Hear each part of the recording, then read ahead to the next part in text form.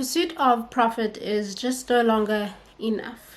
Most entrepreneurs become entrepreneurs because they see a problem and they want to solve it. They have a purpose and a mission. They want to create a positive impact in the world. But it can be easy to lose sight of this as things go on and the business progresses.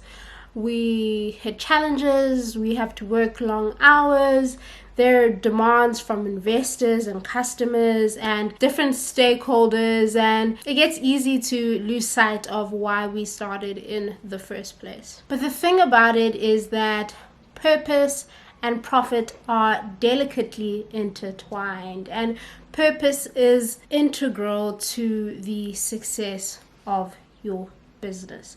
Gone are the days where you could slap in a CSI program once a year on Nelson Mandela Day and call yourself a purposeful company. Nowadays, to win in market, purpose needs to be built into the very core of your business. So in today's video, I want to give you 3 very good reasons why your business needs a purpose.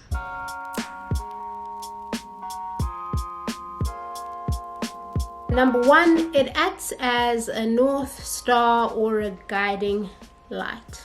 When you're clear on what your purpose is and what your goal is, it makes it easier to know which opportunities to act on and which decisions to make.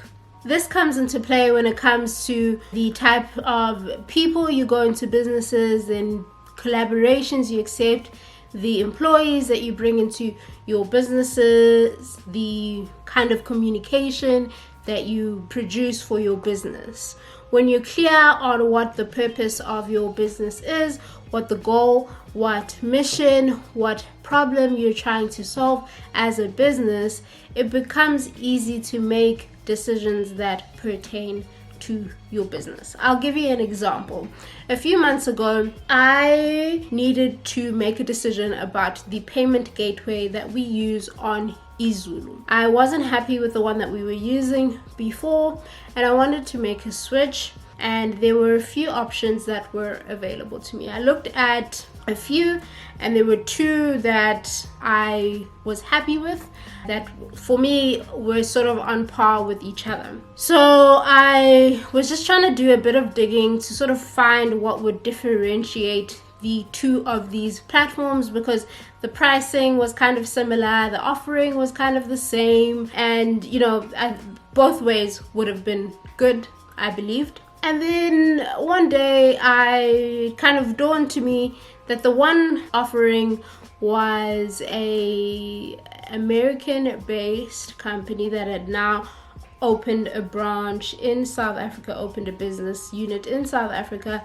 whereas the second option was a South African payment gateway called Yoko. If you've ever interacted with iZulu, you know that our core belief and the core premise of our business is to empower local businesses. We are passionate about local. We are passionate about celebrating everything that is local. And so because our purpose is so deeply ingrained and intertwined with everything local, the decision there became easy. When I learned that Yoko was a local South African business, I was like, well, that's a no-brainer. That's the option we're going with. And so this comes into play with so many things. As a business owner, you need to be definitive about things, because there's so many things that are going to come your way. Especially if you have a good thing going, you'll see that a lot of people will try to come and jump on the bandwagon, make you offers, want to come into your business, all of these things. And so you need to be definitive about what your purpose is and what aligns with your purpose, so that you have a guiding light and a North Star that steers the decisions and all the things that you do within your business. I hope that makes sense. The second reason your business needs a purpose is that companies love a purposeful brand. Think of Nike, think of Airbnb, think of Apple. Think about what these three companies have in common. Apart from being, yes, really large, successful, profitable businesses and brands, they each have strong purposes that they actively act out, that are an integral part of their business, and that they build a strong narrative around and communicate all the time, right? Nike doesn't just talk about their sports gear and then sometimes just they make a stand for something good once a year. All of their content is around pushing the limits, making a stand, being political, fighting for what's right? That's almost more synonymous with them than them talking about how lightweight their running shirts are, right? And in these times of crisis, people kind of instinctively are drawn towards businesses that in and of themselves are trying to do good and be good in the world. The problem is that most companies do this wrong. They take on a sort of CSI approach, like I mentioned, where they just want to do an activity once a year or twice a year, where the right approach is to ingrain purpose in your day-to-day dealings and make it a part of your always on kind of activities. Because a lot of companies get this wrong, there is an opportunity for you as a business to come in and get this right and be that business that is not just talking about product and why my product is the best and why should you get my product, but also a business that is trying to do good and be good, and that is really making a positive impact in the world and not just trying to make money off of people.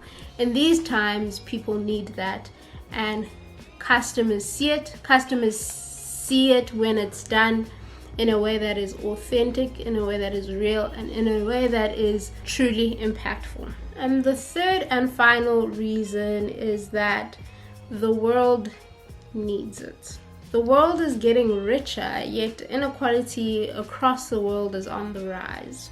Climate change is threatening our future, and the unemployment rate in South Africa is over 40%.